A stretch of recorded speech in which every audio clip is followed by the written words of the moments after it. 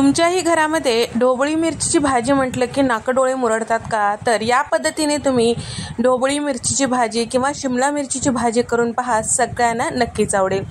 त्यासाठी इथे मी पॅनमध्ये मुठभर शेंगदाणे हलकंसं डाग लागेपर्यंत परतून घेत आहे।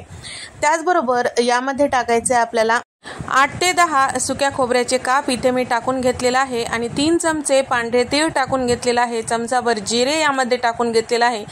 सगळे जिन्नस करपू न देता छान खमंग भाजून घ्यायचं आहे। आता छान असं भाजून झालं की आता आपल्याला हे ताटामध्ये काढून घ्यायचं आहे। त्याच पॅनमध्ये इथे मी 2 चमचे इतकं बेसन पीठ टाकून घेतलेलं आहे। हलकंसं रंग बदलेपर्यंत खमंग वास येईपर्यंत भाजून घ्यायचं आहे।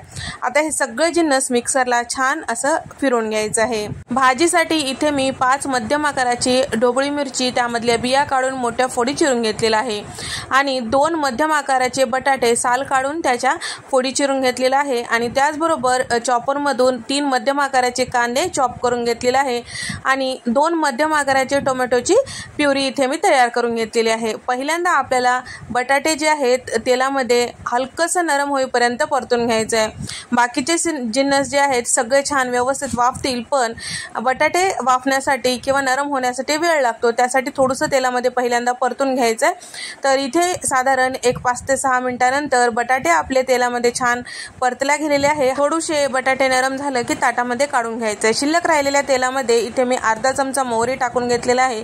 छान तडतडले की अर्धा चमचा जिरे यामध्ये टाकून घेतलेला आहे आणि सोबतच चॉपरमधून बारीक करून घेतलेला कांदा यामध्ये छान असं परतून घ्यायचा आहे। हलकंसं रंग चेंज होईपर्यंत आपल्याला हे कांदा परतून घ्यायचा आहे।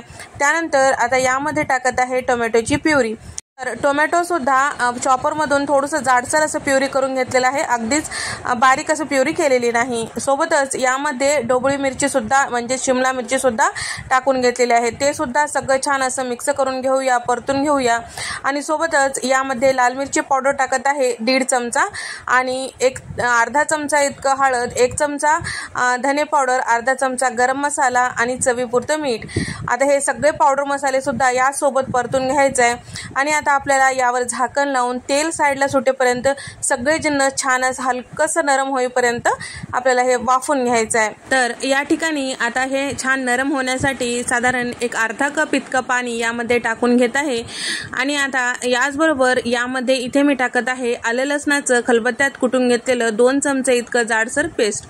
ते सुद्धा सगळं मिक्स करून घेऊया, झाकण ठेवूया आणि छान असं नरम होईपर्यंत वाफून घेऊया। तर या ठिकाणी इथे तेल साईडला सुटलेला आहे, सगळे जिन्नस छान नरम असं वाफल्या गेलेला आहे। आता यामध्ये तर इथे मी टाकत आहे कोथिंबीर आणि त्याचबरोबर सुरुवातीला परतून घेतलेले बटाटे किंवा आलू ते सुद्धा टाकून घेतलेलं आहे आणि सोबतच तयार करून घेतलेलं जे वाटण होतं ते सुद्धा टाकून घेतलेलं आहे। सगळे जिन्नस छान असं मिक्स करून घेऊया। भाजी थोडीशी लपतपी अशीच ठेवणार आहे, अगदीच हे पातळ करायची नाही, अशीच थोडीशी लपतपी भाजी मस्त चवीला लागते। अगदीच जास्तीचा पाण्याचा वापर करायचा नाही। सगळे जिन्नस छान वाफल्या गेलेला आहे। थोडीशा या भाजीला दाटसरपणा येईपर्यंत आपल्याला हे भाजी छान असं शिजून घ्यायचं आहे। तर या भाजीची चव दुप्पट होण्यासाठी इथे मी दुधावरची साय साधारण 3 चमचे इतकं वाटीत घेऊन छान चमच्याने फेटून घेतलेलं आहे, त्यानंतर यामध्ये टाकून घेतलेलं आहे। आता हे सगळं छान व्यवस्थित मिक्स करून घेऊया, झाकण लावून 1 मिनिटभरासाठी वाफून घेऊया। मिनिटभरानंतर इथे तेल साईडला सुटलेलं आहे, सगळे जिन्नस छान असं वाफल्या गेलेलं आहे। नेहमीपेक्षा दुप्पट चवीची तुम्हाला जर भाजी करायची असेल तर ही भाजी ट्राय करू शकता। चपातीसोबत, भातासोबत, भाकरीसोबत अप्रतिम लागतो। नक्की ट्राय करून पहा। व्हिडिओ आवडल्यास व्हिडिओला लाईक करा, शेअर करा। त्याचबरोबर सगळ्यात महत्त्वाची गोष्ट म्हणजे सबस्क्राईब करायला विसरू नका।